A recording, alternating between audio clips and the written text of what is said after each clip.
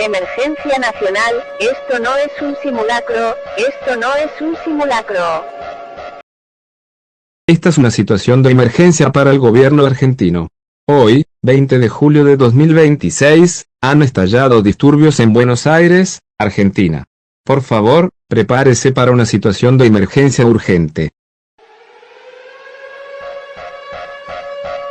Emergencia nacional, esto no es un simulacro, esto no es un simulacro.